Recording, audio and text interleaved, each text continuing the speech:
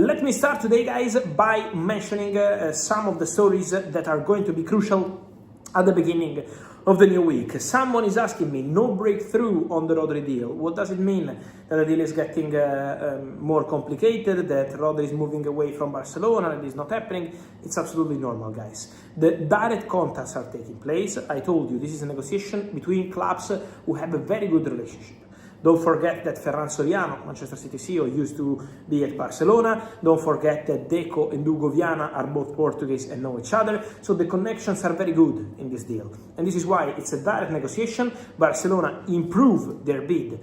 45 million euros plus 5 were not enough. Barcelona returned with a new proposal. So the conversation is underway and Barcelona are on it for Rodri.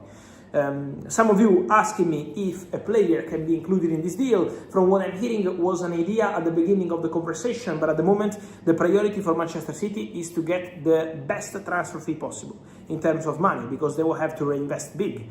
Ayoub Boadi and more midfielders. So at the moment this is the status, but the deal remains absolutely on track. I'm not going to be pessimistic on this one, as some rumors reported from the English media around Thursday, Friday. I'm not pessimistic. I'm optimistic because all parties involved are optimistic.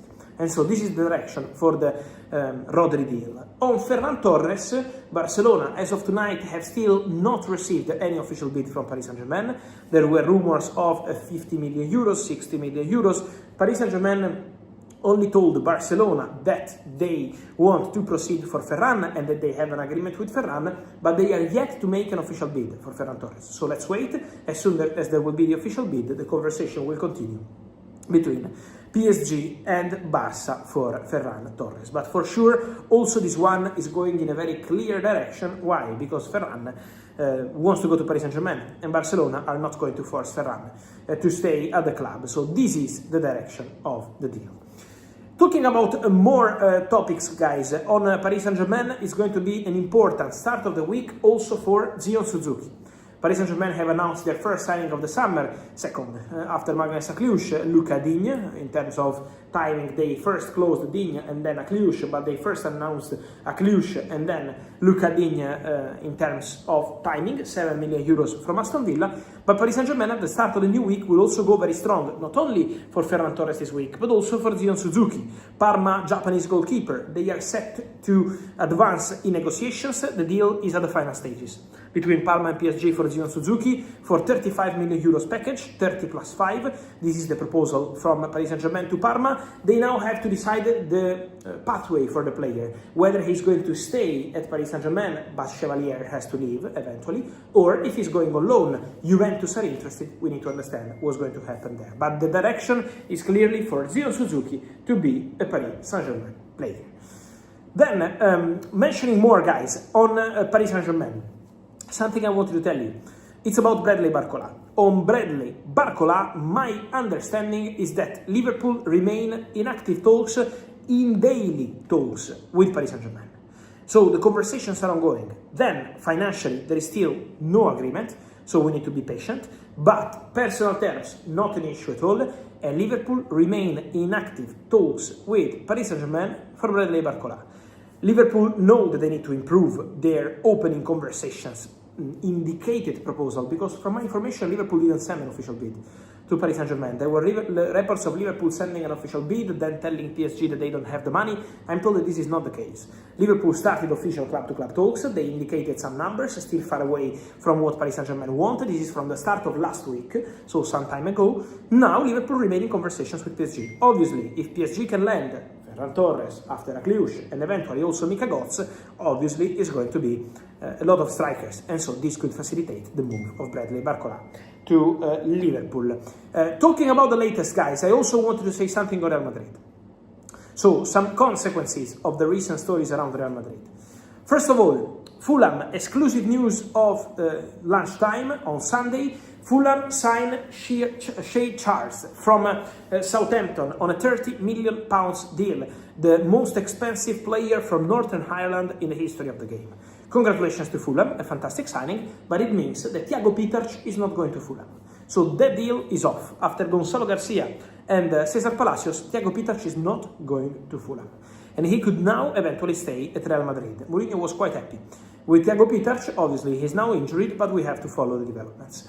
Aurélien Tchouaméni, we had many reports on Manchester United over the recent weeks. Someone said, you lied on the new contract for Aurélien Tchouaméni, maybe he's going to Man United. Guys, I always told you what I know on Tchouaméni. United were considering Tchouaméni, but before the new contract. It was around April, May, United tried for Aurélien Tchouaméni because he was considered the dream signing in midfield. Elite player, international experience, big name, used to play at the highest level. So United wanted to try, they considered Tchouaméni as the perfect midfielder to replace Casemiro. But, and it's a big but, Tchouaméni signed a new contract at Real Madrid. It's already done, it's already completed, the agreement is already closed. So Tchouaméni is going to be an important part of the Jose Mourinho squad. Tchouaméni signed a new contract for Real Madrid because he's really convinced about the project, and so Real Madrid and Tchouaméni are absolutely expected to continue together. Then guys, just to close this video, I also wanted to mention something regarding Endrick, because for Endrick the next days are going to be important. On one side, Endrick wants to stay at Real Madrid. The player himself wants to stay at Real Madrid, wants to continue at Real Madrid, wants to try find the space and try be part of the Jose Mourinho squad. On the other side, there are many players up front. They have Diomande now, Endrick can also play on the wing. They have Carlos Espí, new center striker like Endrick. Vinicius signed a new contract. So it's full of players up front. And so what could happen around Endrick? My understanding is that the player will talk with his agents to understand what to do. On one side, Endrick wants to stay. We have to see if they will decide, also Real Madrid, if they will decide to let Endrick go on loan. So this will be the conversation. There are two clubs very interested in Endrick. One is Roma, the other one is Aston Villa. We cannot exclude more clubs to join the race if Endrick goes on loan. So we have to see what's going to happen, but this has to start from Real Madrid, and on player side, he wants to stay, but the conversation with his agents could be important. So let's follow these situations, let's follow all these stories. Guys, I will keep you posted on absolutely everything here on the channel as every single day. Remember guys to like this video, turn on the notification bell, subscribe to the channel because we are here together every single day with so many news. And let me hear your opinion on Ferran Torres, on Rodri, on Suzuki, on Endrick, on Barcola, on Pitach, on Tchouaméni. Full of news as always. Thank you for following and see you here on the channel. Ciao. Oh yeah, an exciting couple of days for Arsenal, then bringing big-name players. Speaking of big-name players, we've brought Chris Reedy in to talk transfers for us. He can keep us up to date with all the incomings and outgoings.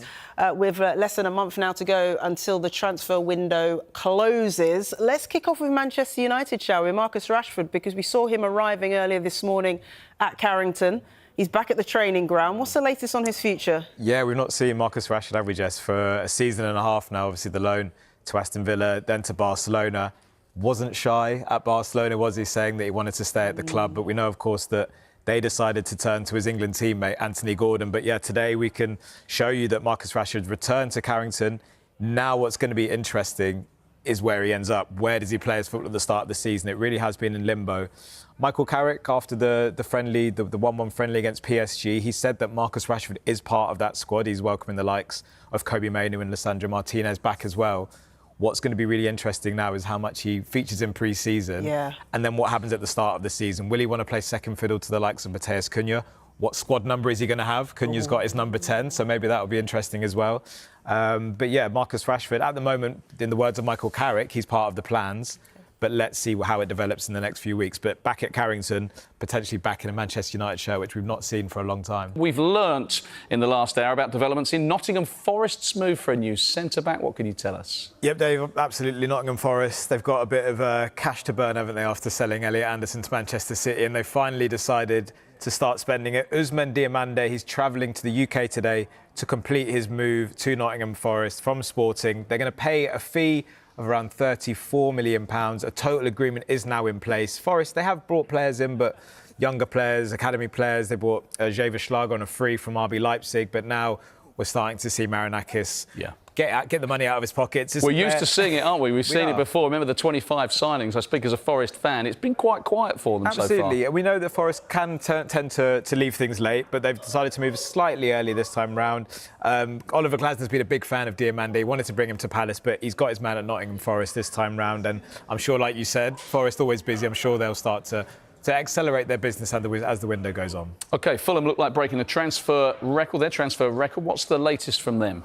Yeah, transfer record, the highest ever fee for a Northern Irishman, Shea Charles, joining from Southampton. Fulham have reached an agreement with Southampton for the midfielder. It's going to be an initial £26 million, but could reach up to £30 million with add-ons.